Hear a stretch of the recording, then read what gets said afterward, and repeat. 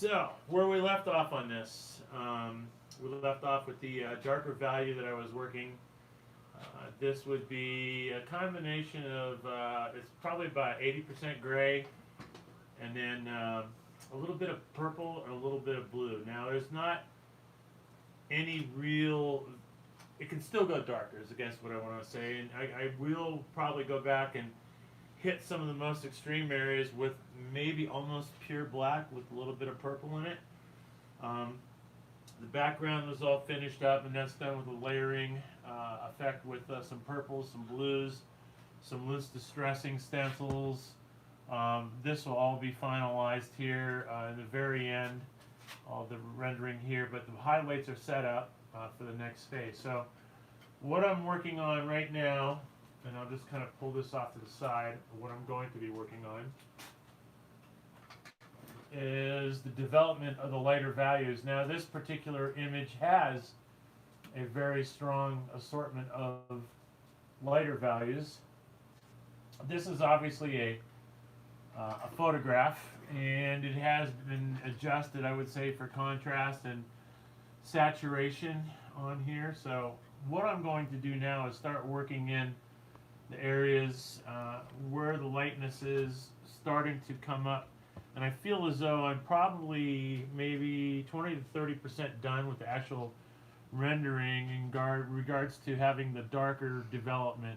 So the rest of this stuff here being done with the lighter is going to be done slowly and just as gradual as we did the original buildup of the white. I think I'm going to start right in the eye area. It's always a good place to start. Make sure my mixture is good so you can kind of see where I'm at with my value here. Okay, so I'm going to start going in.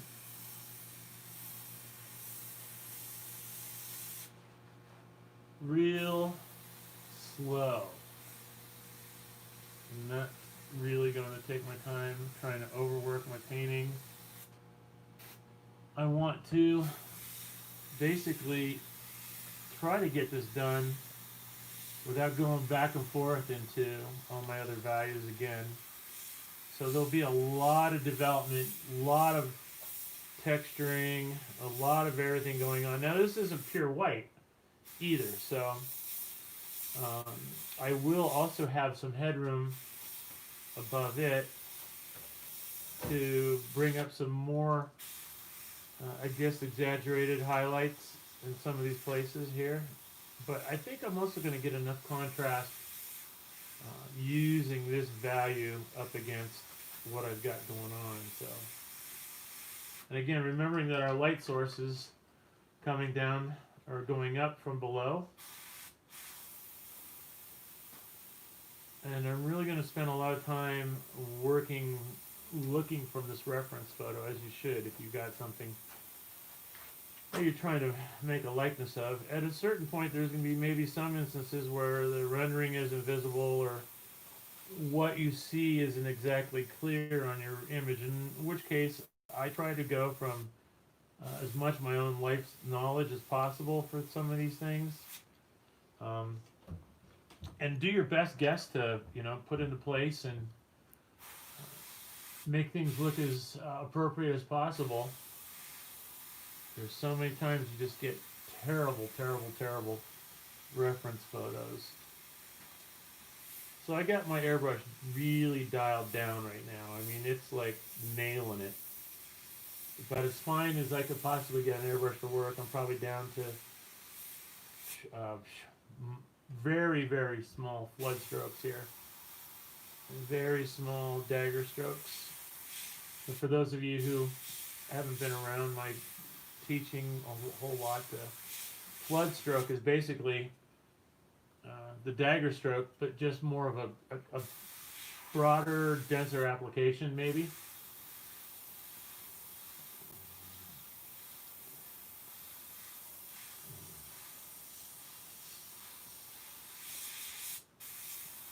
And I use that a lot to not have to keep going back and forth so many times. If it's a really strong point,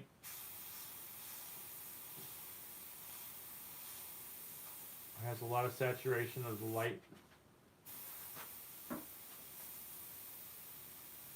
A lot of little dots you'll see me doing throughout this. I call those pillow strokes. Not so much a solid dot, but more of a softer application of those.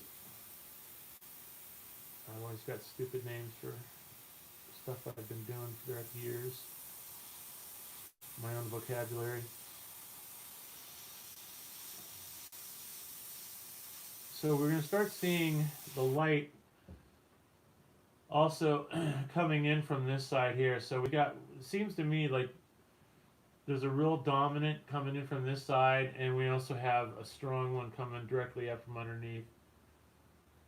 I think they start to disappear or mesh right around, right through diagonally through the head, and we'll start making that transition between the two as I'm painting. You'll notice I have all the grid work done for the image, and that's going to supply me with quite a bit of reference for what I'm doing right now. I'm going to be using some combination of strokes to maintain some of the texture that I have here. Right now I'm just applying a random array of dots.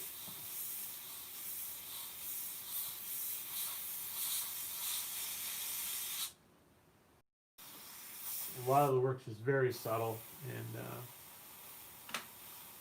not much going down. But this is a challenging image in a lot of regards, being the fact that it is so washed out. It would be very easily for people just to be compelled to just throw a big canvas of white or blanket of white over top of this area and call it done. I think there's an opportunity in there to maybe take this image slightly beyond what it is on the photograph and bringing it more to life with texturing. And again, I'm just going to slowly build these little dots up.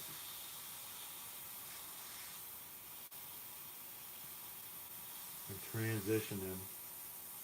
Almost like pointillism with a pen, but with soft series of dots. Just kind of remember where your light sources are, and as you're going around with all this stuff, you want to make sure that you keep that story straight. Stick to it. And as I'm going around this side of the head, it's going to start getting a little bit lighter, so I'll start at the edges of the creases here and really bring them up. And then as I do this dotting, I'll start to vary the application intensity as well as the size of the dots. Now this will be a very rewarding image for me when it's done. Each challenges as an artist are always great to take on. You should not find yourself shy of or being shied away from wanting to try things that maybe you haven't done in a while. And for me, this is just a challenging image. Quite honestly, I've never painted Pinhead before, and always seen a lot of cool reference. A lot of cool paintings done with this reference picture throughout the years, so I'm kind of enjoying it to finally have a chance to do it.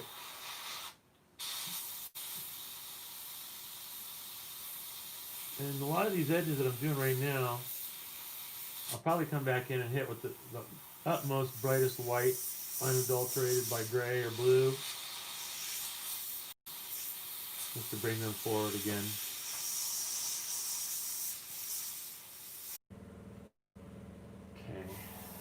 As I mentioned earlier, focus on where your light source is. And on this side of the head over here, because it is somewhat spherical, the light coming down this side, over here, it's not going to affect this as much as the underlighting is coming from this side.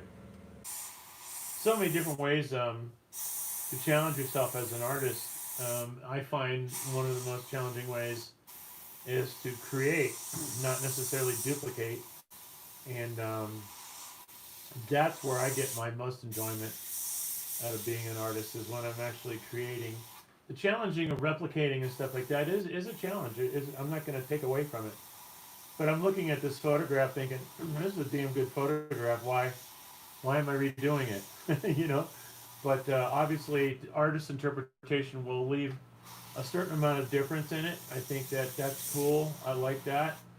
Um, a lot of people will agree that they bring something to the table as a creative entity, and even if you're working with um, any sort of reference picture, I think that you'll have that. You're going to inherently be creative in the process. That hopefully is bringing a style of your own to the table, the way in which you do things.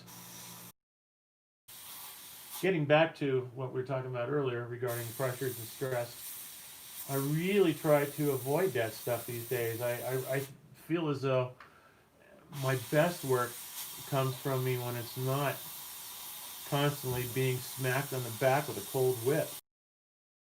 I'm not worried about how much time it takes me. You know, I mean, I'm not. I'm really going to enjoy the focus during the duration, and I'm going to enjoy the end results, and I'm going to enjoy the customer's reaction, and hopefully it helps some people learn how to do airbrush a little bit more, maybe, and feeling more comfortable with the project they take on.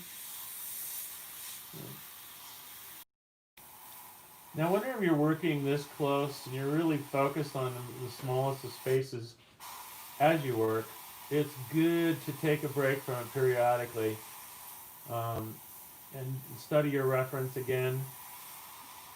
A lot of this stuff, before I even think about going into clear, when it's this involved, I like to leave it set overnight and come back to it with a fresh set of eyes in the morning. And things will instantly jump out at you. Things you need to adjust, things you need to change. And really, it becomes painfully obvious. So it's a really good practice. Probably just about anything you do creatively, be it writing, guitar playing, art, it's probably just a good practice to step away from time to time.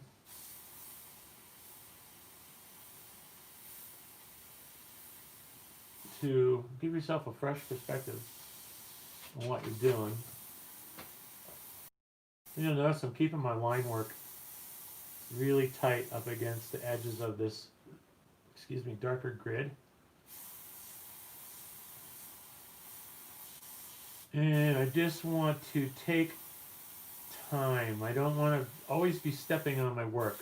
And I think I've mentioned it so many times. Whenever I'm teaching, that's the most difficult thing to teach people, is to not overwork something so you have to keep constantly going back and forth, making value color corrections and stuff.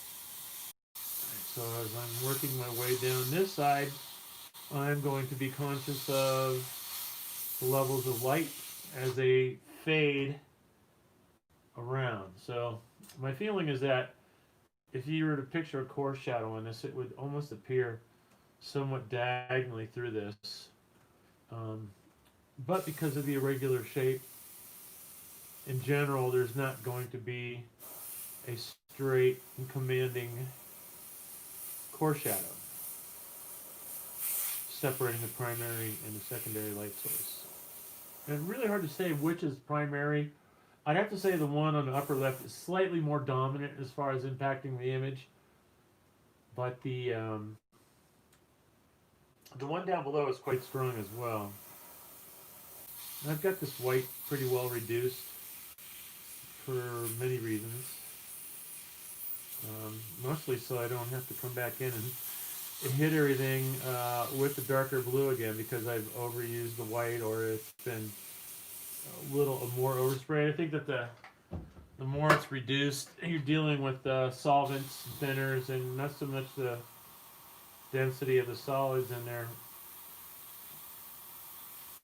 The thinners and the solvents will allow the stuff to really grab on the surface, and you get really good transitions between a very small percentage change of value. And this stuff does not want to necessarily come up if you're degreasing, anything like that. And a really erratic stroke when I'm doing this stuff.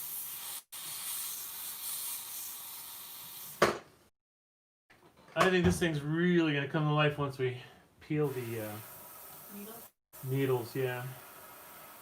When do we peel the needles? When? Yeah. Soon.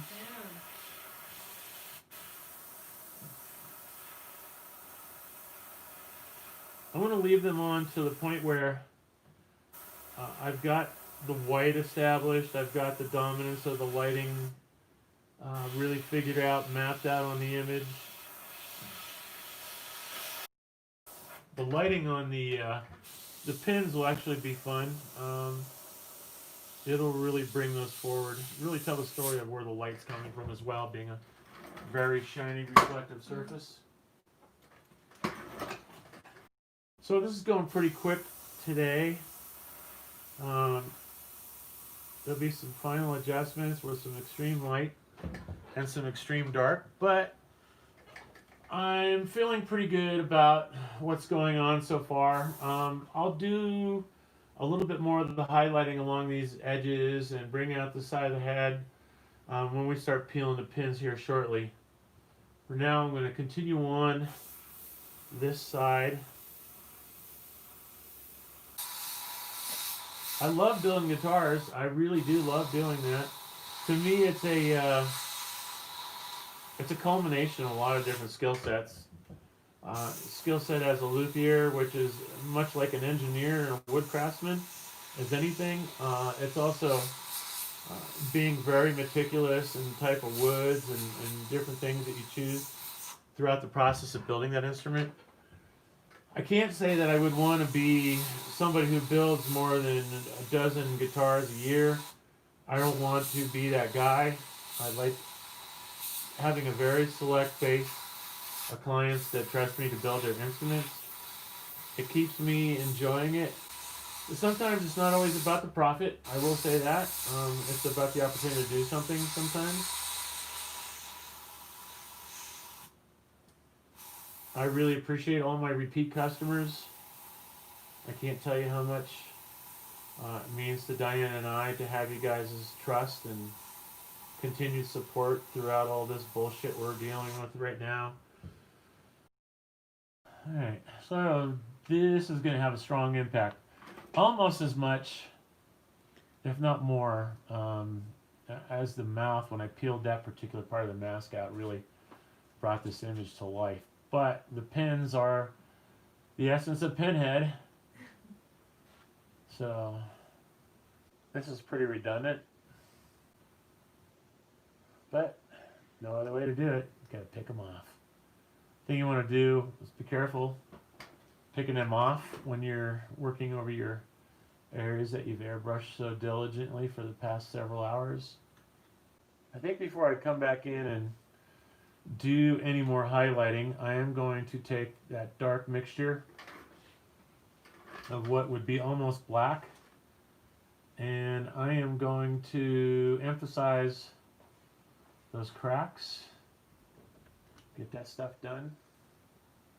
And some of the parts of the eye I'm going to hit with the dark black too. I think it's going to really bring things out. And you'll notice I just didn't go into the dark color and try to use that lightly. I really wanted to use the values in a more staggered scale rather than simply using a lighter application of the black. So, and I rarely use pure black in anything I do, but in this particular image I think you can get away with it due to the contrast adjustment, the original reference that I'm working from. So just by simply removing the pin mask, you can see how much this has come alive. And right now I'm just kind of bringing some highlights to the teeth and make sure that they're developed well. the bottom edges here. The whole time I'm doing this, I'm looking up quite a bit at my reference as well.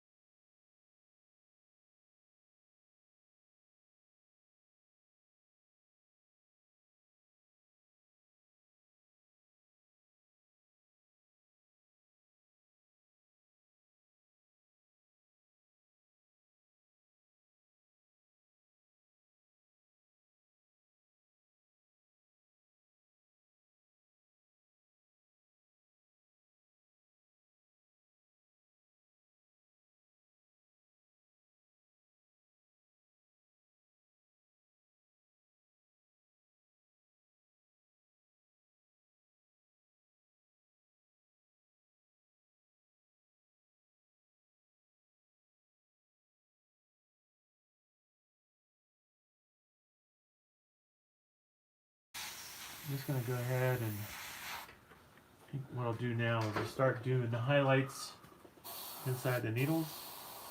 And you see I'm just kind of focusing, keeping my mixture rather thin,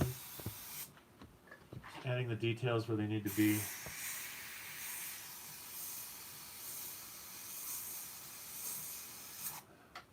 But not like trying to fill in the entire pin. I just want to show where the light's reflecting off of it.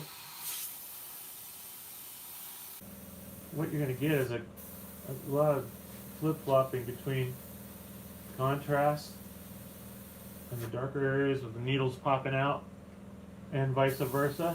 Get lighter needles in the darker areas. So, darker needles in the lighter areas. It's all going to work out to tell the story.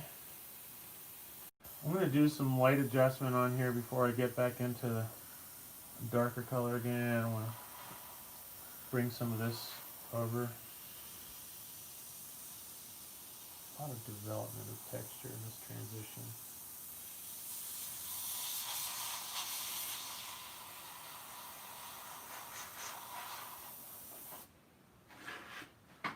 Alright, move ahead. So I've taken a little bit of black, a little bit of purple, and just a drop of white. This does not completely pure black. It's pretty dark though. I mean, if you look at it, it looks black, but as it fades out, if I was to fade it out, it's actually going to have a little bit of a purple tint to it.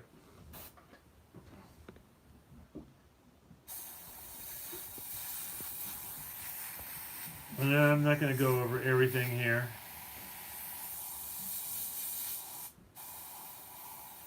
But I am going to focus on the darkest spots here.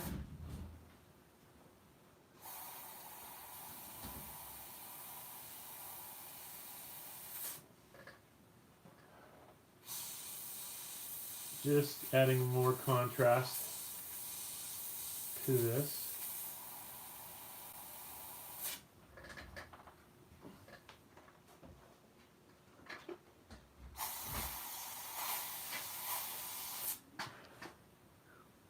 Alright, I'm going to start going into these cracks as I'm working my way around, but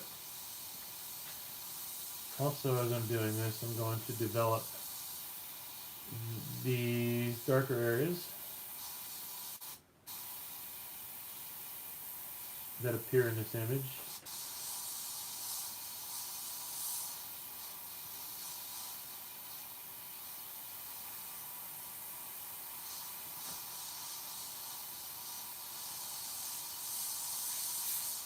And it's going to transition out of this eye orbit.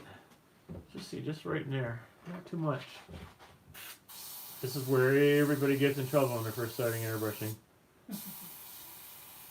Overworking? Overworking, going back in too far, too much. Then they have to come back in and hit it with the white again, and then they overdo the white. Then they got to go back in again and do the dark color again. Take your time. Okay, so now when I'm doing these cracks, I'm going to do, like I was telling you earlier, more of the flood stroke that I use.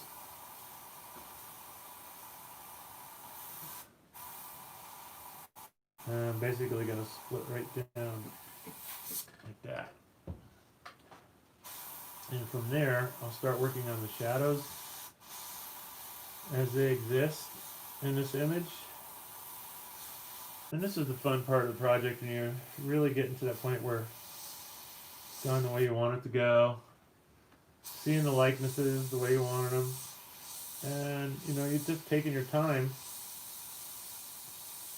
to achieve these likenesses, and feeling the results come together.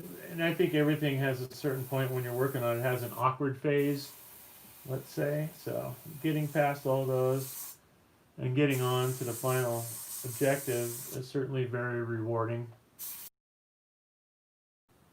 And the likeness is really starting to come together on this, on the latter portions. I think the first part, it was hard to tell that it was this particular actor, but as I've been working on it and coming through with the darker colors and the development of that last light color, I think that's really starting to pull together as actor Doug Bradley. Was Doug Bradley? Yep. To change the line weight, some of this stuff, making it heavier, and not so much like you're just painting a single stroke that have the same uniformity to it. I'm gonna make sure I change that up. Makes it look a little bit more natural. Okay, so I'm gonna start doing some of the shadows after I get the grid work finished up here.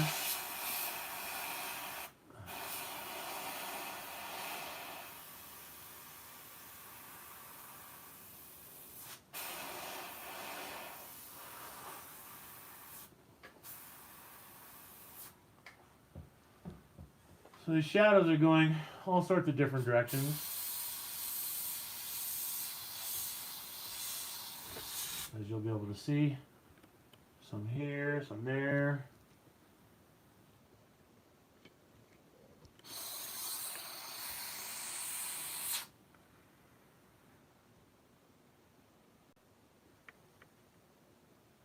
And there's really quite a bit of light canceling each other out in that regards.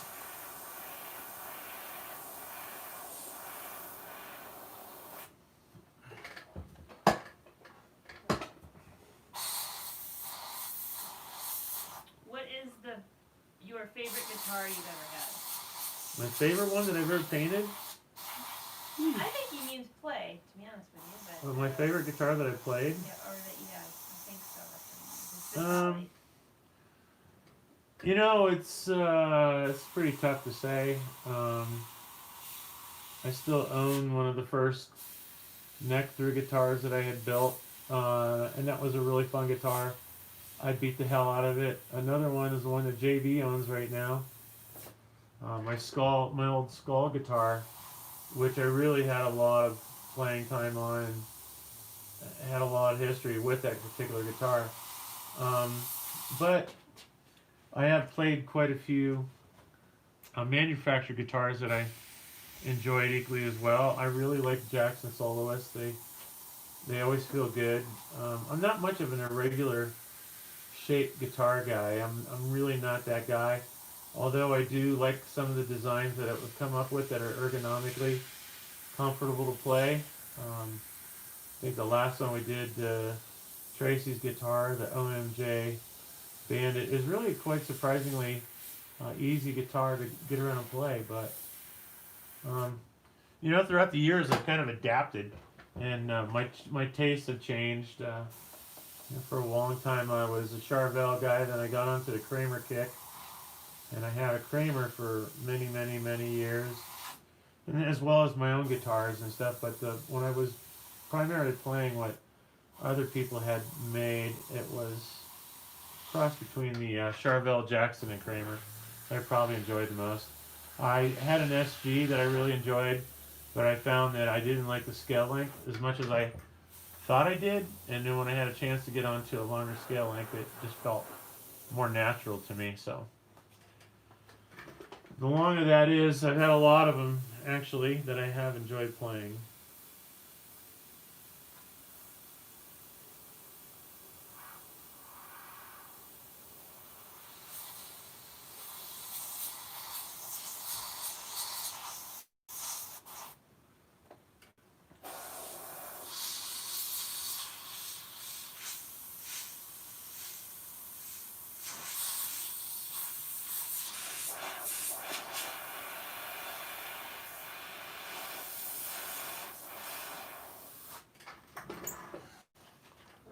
Alright, I think that's going to be where I'm going to call this one for this video. Right on. Alright, well there it is. Thank you, everybody. Yep, thanks a lot. We'll let you know when we're going to do another one.